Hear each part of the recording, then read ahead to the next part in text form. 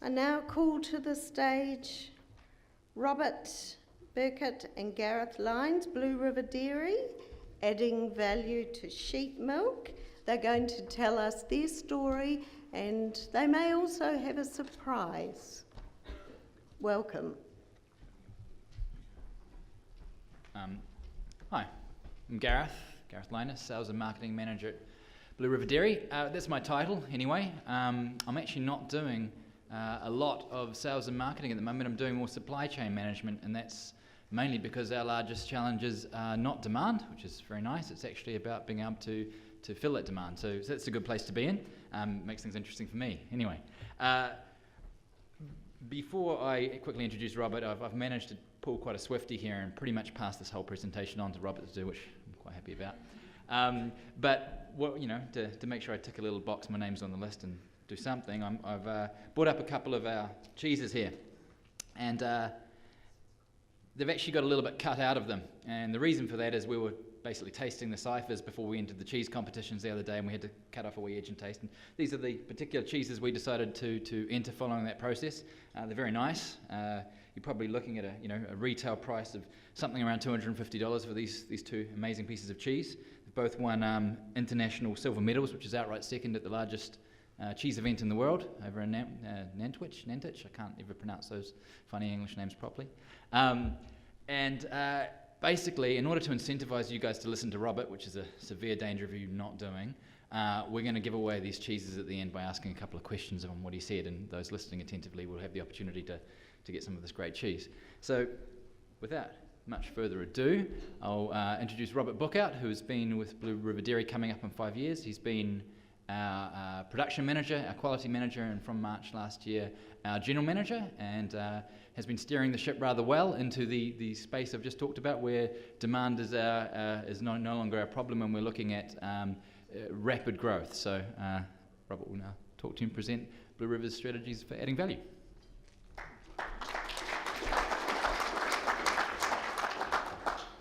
All right, thanks, Gareth. Look, obviously following on from Simon and Patrice, I'm going to talk a little bit about adding value. So Craig asked us to do a presentation, and we thought, what do we talk about? What's relevant for the people sitting in this room? So we're going to talk about the Blue River journey, our story about, where we've come from, and a little bit about where we're going, because I think it's important to understand that when you're pioneering a new industry and doing something new, you don't get it right all the time, and you've got to start somewhere, and you've got to have a view to the future as well, and that's effectively what we've done. So I'll take you through that. So in the beginning, Keith Nayland, he's our pioneering founder. He saw an opportunity in 2003 that sheep milking in Europe and sheep milk sales in the US and other markets like Patrice has taken you through are quite large. And we've got, per capita population, a lot of sheep in New Zealand. He saw an opportunity to take sheep milking and actually put some scale behind it. So rather than just milking 50 ewes, Keith had this view that, we can milk 3,000 ewes, 4,000 ewes on a platform and actually ramp it right up to make this, I guess, the next big industry in New Zealand. I'm going to talk a little bit about the way we got there, we're going there, and maybe some of the challenges we've had along the way and the value that we've added and the considerations we've had at each step of the process. So firstly, we have to start somewhere, and I think that's where a lot of people in this room are sitting, and when you start off in a pioneering new sector, cheese is the obvious choice. It's got a low cost of capital. There's cheesemakers almost for Africa, around New Zealand and around the world, and actually there's a lot of people that do it very, very well. So I'm going backwards, aren't I? There was cheese. So we started making cheese, but we soon realised that we had more milk. Gareth, what's happening with my presentation, mate? There was it's going to keep doing it. Maybe it's a sign. Keep moving, Robert. But look, low cost of capital. Got to start somewhere. We soon had a lot more milk than we could sell into cheese, etc. This is not going to work for me. It's all right.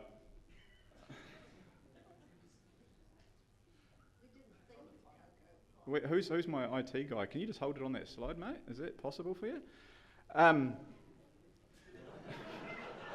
or not. So look, cheese making, look, we started there, but we soon realised that we had more milk than we could actually make cheese. So we were making cheese and we were selling it into the domestic market. That was working all right. And then we soon realised that we had to export it. But when you're trying to make a product that's made in Europe for a couple of bucks a kilo, and you're trying to compete with that with a huge cost structure in New Zealand, we soon realised that wasn't where we needed to be. So we thought, what's the next step? So this is where we invested in a spray dryer. It's natural. You've got to milk, you've got to preserve it. New Zealand's good at doing this. We thought, let's give this a go. So in 2006, we invested in a piece of capital. It's quite expensive capital to get into, but we made cocoa pops. We weren't actually good at it. The process that we bought and installed wasn't suited to sheep milk, and it didn't work at all. So we sort of floundered for about 3 years and kept the cheese business going, and then we thought we've got to do something. So the board said, all right, let's sort this out, and we moved on to refurbishing our spray dryer, putting in a new evaporator, purpose built for sheep milk because the solids are higher, and we actually started making some really, really, really good whole milk powder, to a point that we were, probably one of the biggest players in the world for sheep whole milk powder. We had taken something from where we were making cheese and we had commoditised sheep milk. And that's not where anyone in this room wants to be, but Blue River had done it. So we were putting powder in 25 kilo bags and we were sending it over to Asia, and at the time, looking back, it was below the cost of production because that's the price that we could get for it. So we'd made something where we hadn't actually added value and we were pushing something into a market where there wasn't a demand for it. So the board sat down and said, where's the value? Looked around the world and said, where are the existing markets? Where can we get the highest price and what products can we develop? So we had the whole milk powder. We said, we've got to add value to this. We've got to send it out in a retail package direct for the consumer. To do that, we put it into a 400-gram can of whole milk powder. To start that, we did it through a third-party packer. That third-party packer relationship didn't start off on the right foot because they made a lot of quality mistakes at our expense, so that was a big learning for us.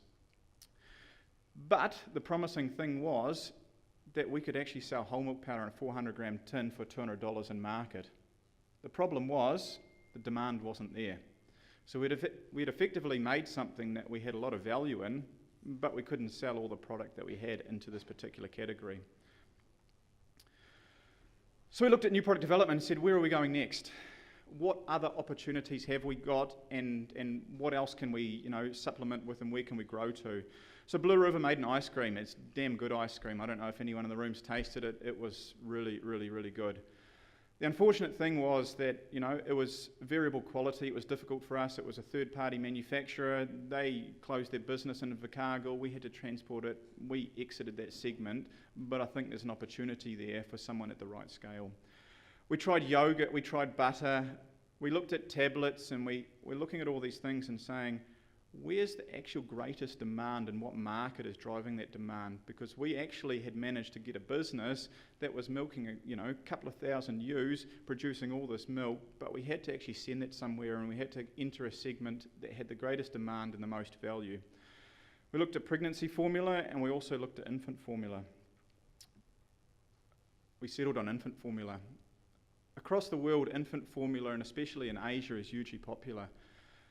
There's a massive demand for it, and especially what we've come to know in China, there's a big, big demand for infant formula and for sheep milk infant formula especially. People are prepared to pay a premium for something that's different and a healthy alternative. So we'd found something where there was enough demand, the value was there, now we just had to get there, and that required a lot of hard work.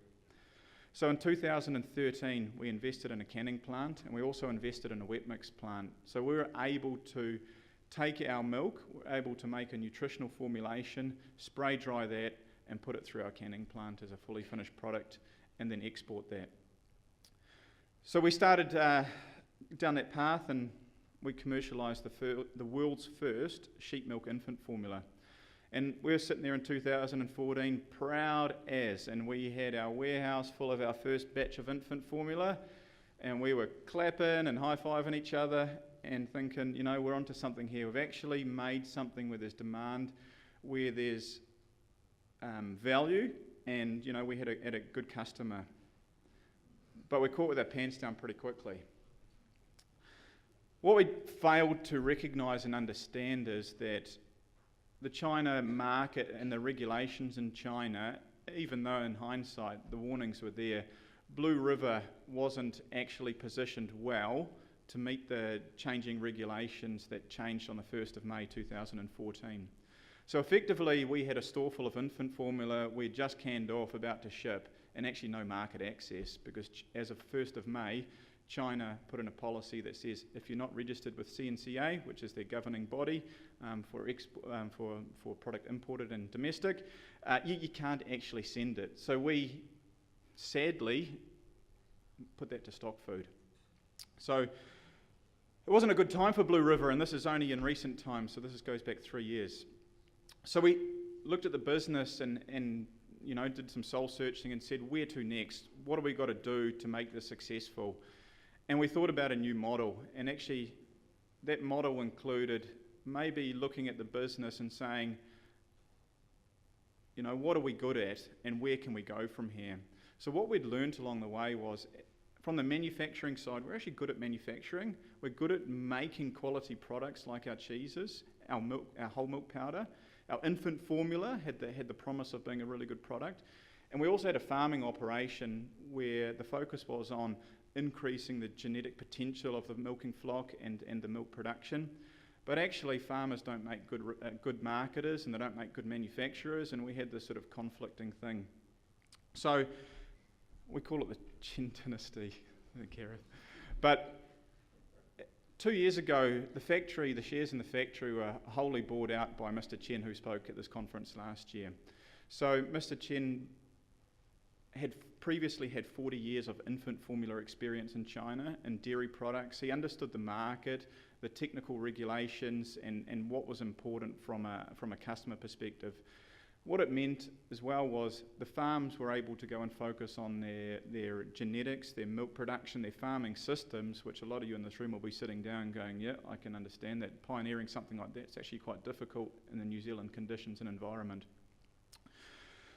So the first milestone after that Chinese investment came in, obviously helped us with some technical expertise as well, was that we actually got CNCA registration. So that was our first goal that we had to do, because we had something there with some value, some potential, but we had to get it into the market where that value needed to be realised.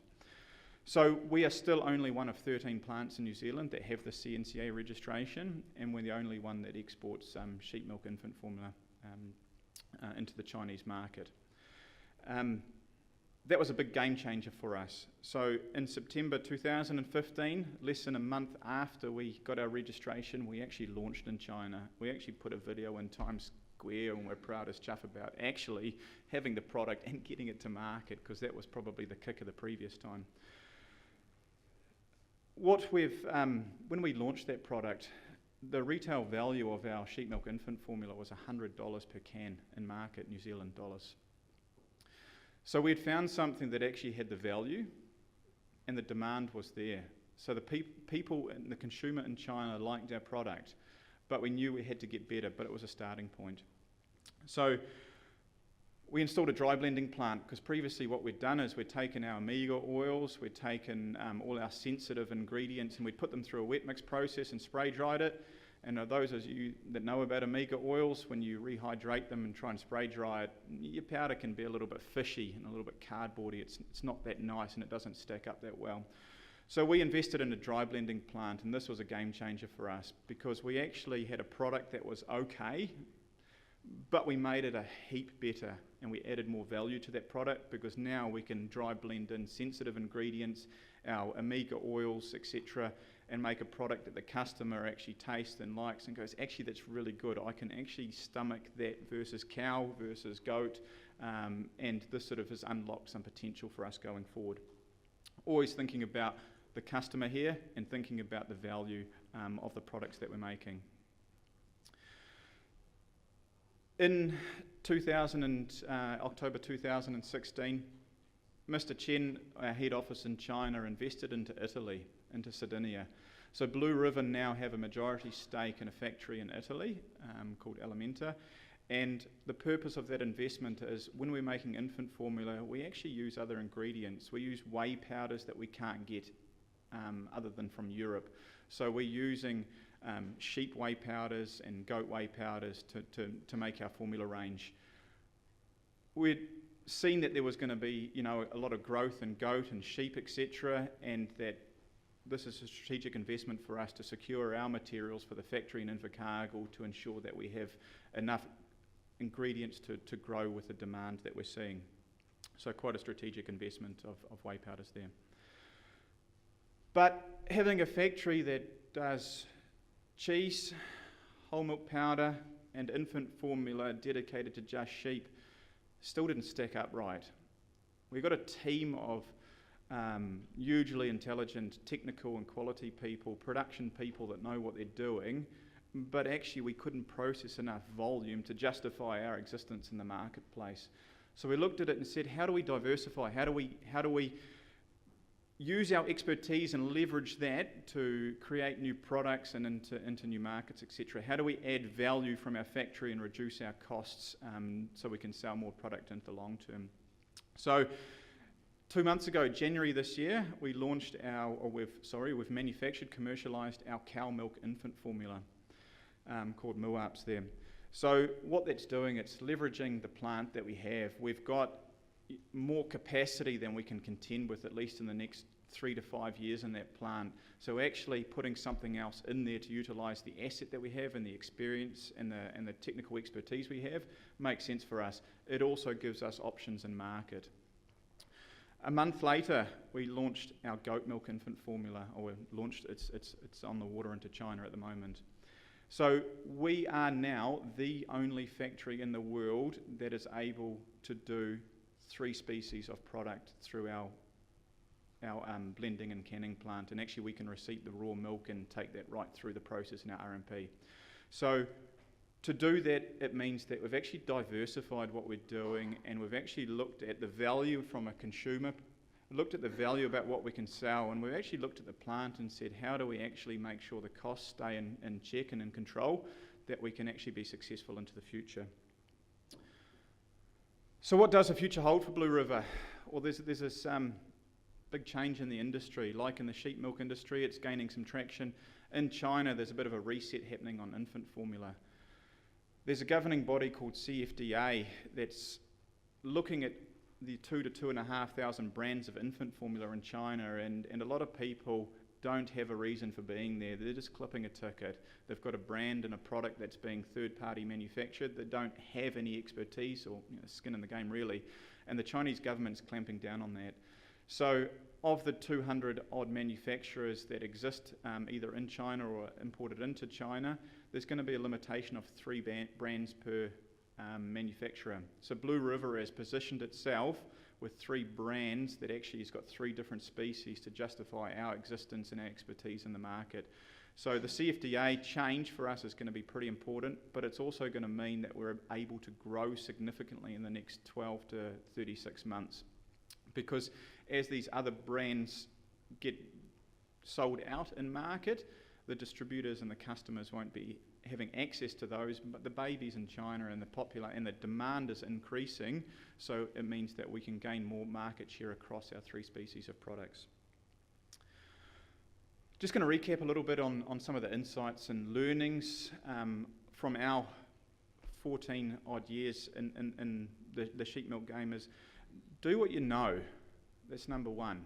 So Blue River, what we've come good at is that we've got a good cheese maker, we've got really good cheese products. They consistently win awards, we're good at that. We're also become very good at making whole milk powder, and it's really is a nice product. And our infant formula, we're starting to actually become really good at that. So stick to what you're good at and don't venture off into something that actually you don't have skills or expertise in, because you're potentially taking too much risk. Be innovative. Don't be scared of, I've said that on one hand, is don't venture into something that you're not comfortable with, but you need to be innovative. You need to look at the customer and the market, where the demand is, where the value is, and actually work backwards, and that's what KPMG have just mentioned, and I'm sure Scotty will mention that tonight, is Scotty's spending a lot of time in market looking at back and saying, how do we make products that suited to our customers? Collaboration, I think that's a key point, is that we are we're a small industry, and Blue River, if I go back to when I started almost 5 years ago, we were so inwards focused, thinking we could do everything and do it all ourselves, and we're just going to be fantastic and great at it. That's not the case.